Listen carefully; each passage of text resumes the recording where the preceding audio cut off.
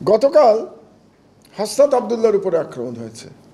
হাসনাত আবদুল্লাহ আমাদের এই বিপ্লবের নেতৃত্ব যারা দিয়েছে তরুণরা তাদের মধ্যে একজন, এবং হাসনাত আবদুল্লাহর উপরে যেভাবে আক্রমণ গতকাল হয়েছে সেই একই প্রকৃতির আক্রমণ আমার বিরুদ্ধে 2018 সালে কুষ্টিয়ার আদালতে হয়েছিল। আমারটা আরও বড় আকারে হয়েছিল, সেটা আপনারা সবাই জানেন। আমি নিজের সম্পর্কে খুব বেশি কথা বলতে পছন্দ করি না, আমি ব্যক্তিগত বিষয় নিয়ে আলোচনা করি না বললেই চলে। তো হাসনাত আবদুল্লাহর উপরে যারা আক্রমণ করেছে, যে ফ্যাসিস্টরা আক্রমণ করেছে, সেই একই ফ্যাসিস্টরা কিন্তু 2018 সালে আমার বিরুদ্ধে আদালত চত্বরে আক্রমণ করেছিল। সেদিন আমি প্রাণে বেঁচে গিয়েছিলাম।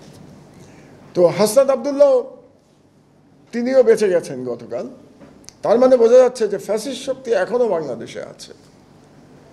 তো এই ব্যর্থতা কাদের, সেটা নিয়ে আমি একটু পরে আলোচনা করব। তার আগে আমি দু একটি কথা বলে নিই, খুবই প্রাসঙ্গিক, খুব লম্বা করব না আমার বক্তৃতা। যে সেদিন যে আক্রমণ হয়েছিল আমার উপরে 2018 সালে, সেই আক্রমণের প্রধান নির্দেশদাতা কে ছিলেন? তিনি ছিলেন স্বয়ং শেখ হাসিনা। এবং কেন আমি বলছি, কিভাবে বলছি, তার প্রমাণটা একটু দিয়ে নিই আপনাদেরকে। যখন আমার উপরে আক্রমণ হচ্ছিল সেদিনও ঘটনাচক্রে আবদুল্লাহ আমার সঙ্গে ছিলেন। তিনি লাইভ ফেসবুক করছিলেন আমার উপরে আক্রমণের সেই ছবি, যার জন্যে সেটা এখনও আপনারা ইউটিউবে দেখতে পান, সেই আক্রমণের দৃশ্য। এবং আক্রমণ চলাকালীন তখন বিএনপি অফিসে, বিএনপির যে চেয়ারপারসনের অফিস গুলশানে, সেখানে সম্ভবত একটি তাদের দলীয় সভা চলছিল, এবং সভায় সভাপতিত্ব করছিলেন দলটির মহাসচিব মির্জা ফখরুল আলমগীর। তো তাকে বলা হলো যে মাহমুদুর রহমানের জীবন বিপন্ন, আপনি একটু সরকারের সাথে কথা বলে দেখেন যে তাকে অন্তত বাঁচানো যায় কিনা। তিনি তৎকালীন সেই ফ্যাসিস্ট সরকারের স্বরাষ্ট্রমন্ত্রী আসাদুজ্জামান কামালকে ফোন করেছিলেন। ফোন করে তিনি যখন বললেন যে মাহমুদুর রহমানকে কি আপনারা মেরে ফেলবেন আজকে, তাকে তো বাঁচাতে হবে, আসাদুজ্জামান কামালের জবাব ছিল, এখানে আমার কিছু করার নেই, এটা উপরের নির্দেশ। তার মানে হচ্ছে আসাদুজ্জামান কামাল, যিনি ফ্যাসিস্ট সরকারের মন্ত্রী ছিলেন, তিনি স্বীকার করে দিচ্ছেন যে আমার উপরে আক্রমণের নির্দেশদাতা ছিল স্বয়ং শেখ হাসিনা, কাজেই সেখানে আসাদুজ্জামান কামালের কিছু করার নাই। দ্বিতীয় আরেকটি অভিজ্ঞতার কথা বলি আপনাদের জানার জন্যে, কারণ ফ্যাসিস্ট শেখ হাসিনার চেহারা চরিত্র জাতি বোঝা উচিত। আমার ধারণা জাতির সব অংশ এখনও বোঝে নাই, যে কারণে আমরা এখনও বক্তব্য দিতে গিয়ে শেখ হাসিনার আমলের সাথে অন্য আমলের তুলনা করি। আমরা বলি যে অন্য আমলেও মিডিয়ার প্রতি আক্রমণ হয়েছে। এটা যখন বলি আমরা, তখন ফ্যাসিস্ট শেখ হাসিনাকে এক ধরনের লেজিটিমেসি দেই আমরা। এটা আমাদের স্মরণে রাখা দরকার। শেখ হাসিনার আমলের সঙ্গে কোনো আমলের তুলনা চলে না। এ ব্যাপারেও যদি আজও আমরা বুঝে না থাকি, তাহলে আমাদের শিক্ষার এখনও অনেক বাকি আছে, যে আশঙ্কা আসাদ ভাই ব্যক্ত করেছেন। তো শেখ হাসিনার আর একটা ঘটনা বলে রাখি আপনাদেরকে। আমার 39 দিন রিমান্ডের একটা পর্যায়ে শেষ দিন আমাকে ডিবিতে ডেকে নিয়ে যাওয়া হলো। আমি কিন্তু মাটিতে থাকতাম ডিবিতে, এবং ডিবির যে গারদে থাকতাম সেই গারদে 30-35 জন আমরা গাদাগাদি করে থাকতাম। তো সেখান থেকে শেষ দিন হঠাৎ রাত্রি 12টার দিকে আমার ডাক পড়লো যে আপনাকে ডিসিডিবি ডেকেছেন। তো আমি গেলাম। যাওয়ার পরে ডিসিডিবি আমাকে বললেন যে এর মধ্যে আমার কিন্তু আয়নাঘর দেখা হয়ে গেছে, র্যাবের আয়নাঘর ঘুরে এসেছি আমি। তিনি বললেন যে আপনি, স্যারই বললেন, এটা খুবই আশ্চর্যজনক, স্যার বলেই বললেন, স্যার আপনি আমাদের উপরে হয়তো রাগ করেছেন আমাদের আচরণে, কিন্তু রাগ করবেন না, আমাদের উপরে যে নির্দেশ ছিল তার কিছুই আপনাকে আমি করি নাই। তো আমি বললাম কি নির্দেশ ছিল? তখন বললেন যে স্বয়ং শেখ হাসিনা জানতে চেয়েছেন যে আমাদের একটা বিশেষ চেয়ার আছে, যেই চেয়ারে খুব দ্রুত ঘোরানো হলে মানুষ বমি করতে করতে অজ্ঞান হয়ে যায়, কারণ এটা এত বেশি আরপিএমে এই চেয়ার ঘোরে যে ওই চেয়ারে আপনি নরমাল থাকতে পারবেন না, কিছুক্ষণ পরে আপনি বমি করা শুরু করবেন। শেখ হাসিনা জানতে চেয়েছেন সরাসরি যে আমাকে ওই চেয়ারে ঘোরানো হয়েছে কিনা। এই হচ্ছে শেখ হাসিনার চরিত্র। আমরা যদি শেখ হাসিনার চরিত্র সম্পর্কে এবং ওই সরকারের চরিত্র সম্পর্কে কোনো ভুল ধারণার মধ্যে থাকি, সেই ধারণা এখনও মিটে যাওয়া উচিত। তাহলে আমরা কি চাচ্ছি? আমরা চাচ্ছি যে বাংলাদেশে যাতে শেখ হাসিনা বা শেখ হাসিনার মতো ফ্যাসিবাদ আবার ফিরে না আসে। যে কথাটা আমার ছোট ভাই খলিলি খুব চমৎকার বলেছে, সে বলেছে যে ফ্যাসিবাদ এবং স্বাধীন গণমাধ্যম একসাথে চলতে পারে না। Absolutely correct. একই কথা আসাদ ভাই ওনার মতো করে বলেছেন যে আমরা কি কিছুই শিখলাম? জুলাই বিপ্লব কি ব্যর্থ হয়ে গেল? জুলাই বিপ্লব ব্যর্থ না হলেও বিপ্লব ব্যর্থ হয় না, কোনো বিপ্লব ব্যর্থ হয় না। আজকে যে 5ই মের কথা আমি বললাম, যেদিন 5ই মেতে হত্যাকাণ্ড চালানো হয়েছিল সেদিন মনে হয়েছিল যে 5ই মের বিপ্লব ব্যর্থ হয়ে গেছে।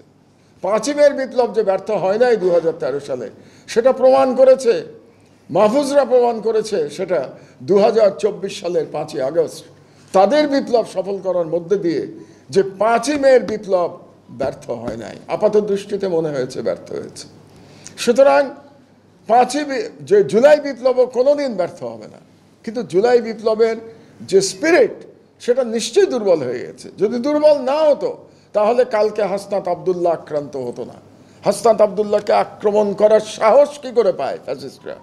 ফ্যাসিস্ট পতিত শক্তি সাহস পাচ্ছে মানে আমাদের মধ্যে ঐক্যের অভাব ঘটেছে, একতা চলে গেছে এবং ফ্যাসিবাদ আবার মাথাচাড়া দিচ্ছে যারা এতদিন লুকিয়েছিল এই 8-9 মাস ধরে। তাহলে বর্তমান সরকারের দুটি কাজ অবশ্যই করতে হবে। একটি কাজ করতে হবে, যারা এই ফ্যাসিবাদ কায়েম করেছিল, যারা ফ্যাসিস্ট এই হত্যাকাণ্ড, এই অত্যাচারের মধ্যে জড়িত ছিল, তাদের বিচার করতে হবে। একটা বিচারের প্রসঙ্গ, আবারও ব্যক্তিগত প্রসঙ্গে আমি চলে আসি খুব সিম্পলি। 2018 সালে আমার উপরে যে আক্রমণ হয়েছিল, সেই আক্রমণের নেতৃত্ব দিয়েছিল একজন সাংবাদিক নামধারী আওয়ামী লীগের নেতা, তার নাম বিপ্লব, এবং সেই বিপ্লব অ্যারেস্ট হয়েছে। তার জন্য আপনারা অ্যারেস্ট হয় নাই, সেই বিপ্লবের বিরুদ্ধে মামলা হয়েছে, অ্যারেস্ট হয় নাই।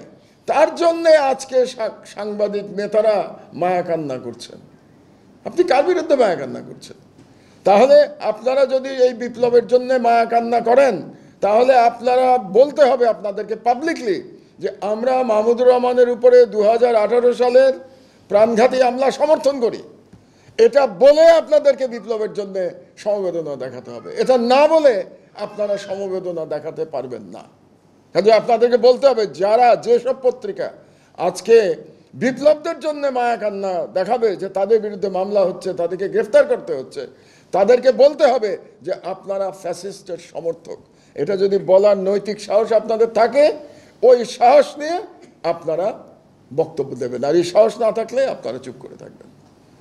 তাহলে 1 নম্বর কাজ হচ্ছে বিচার। বিচারে দীর্ঘসূত্রিতা হচ্ছে, সরকার ব্যর্থ হচ্ছে, দীর্ঘসূত্রিতা হচ্ছে, অ্যারেস্ট হচ্ছে না। এই কারণেই এরা হাসনাত আবদুল্লাহকে আক্রমণ করবার সাহস পাচ্ছে। কাজে এটার দায় দায়িত্ব সরকারকে নিতে হবে। সরকারে বসে আপনি দায় দায়িত্ব নেবেন না, এটা হতে পারে না। আমি বহু আগে একটা কথা বলেছিলাম, টার্কি থেকে ফিরে এসে কথা বলেছিলাম ডক্টর ইউনূসকে উদ্দেশ্য করে, আইদার রুল অর কুইট। আপনি চেয়ারে বসেছেন, আপনাকে শাসন করতে হবে অথবা আপনাকে চলে যেতে হবে। এই দুটোর কোনো মাঝামাঝি পথ নাই। সেখানে পরিষ্কার আসাদ ভাই বলেছেন আপনার চলে যাওয়ার কোনো পথ নাই, কারণ বিপ্লব করে আপনাকে ক্ষমতায় বসানো হয়েছে। আজকে যে মা তার ছেলের জন্য কাঁদছেন, যে স্ত্রী তার স্বামীর জন্য কাঁদছেন, তাদের রক্তের উপরে আপনি ক্ষমতায় এসেছেন। কাজে বিপ্লব সম্পন্ন করেই আপনাকে যেতে হবে, মধ্যপথে যাওয়ার আপনার কোনো সুযোগ নাই। এটা ডক্টর ইউনূসকে বুঝতে হবে। লাস্ট পয়েন্ট, ফান্ডামেন্টাল চেঞ্জের কথা বলছেন আসাদ ভাই। কেন বলছেন? কারণ আবারও খলিলির প্রসঙ্গে আমি ফিরে যাই, ফ্যাসিবাদ এবং স্বাধীন গণমাধ্যম একসাথে চলতে পারে না। তার মানে আবার যে ফ্যাসিবাদ আসবে না তার গ্যারান্টি কি আছে? আমরা কি রাজনীতিবিদদের সদিচ্ছার উপরে ছেড়ে দিব যে না না শেখ হাসিনা খারাপ লোক ছিল, সে ফ্যাসিবাদ কায়েম করেছিল, আমরা রাজনীতিবিদরা সবাই ভালো, আমরা করব না? এভাবে হবে না। There must be a system. সরকারের সিস্টেম হতে হবে, ফান্ডামেন্টাল চেঞ্জ হতে হবে, যার মাধ্যমে অন্য কোনো শেখ হাসিনা চাইলেও ফ্যাসিস্ট হতে পারবেন না। এটা না করা পর্যন্ত এই সরকারকে আমরা দায়ী করব। যদি এটা না করে এই সরকার বিদায় নেয়, তাহলে ফান্ডামেন্টাল চেঞ্জটা কি? সেই চেঞ্জের দিকে আমাদের তাকাতে হবে, যাতে করে এভাবে নির্বাচনকে ম্যানিপুলেট করে একই ব্যক্তি বা দল বছরের পর বছর, যুগের পর যুগ, দশকের পর দশক তারা যাতে ক্ষমতায় না থাকতে পারে।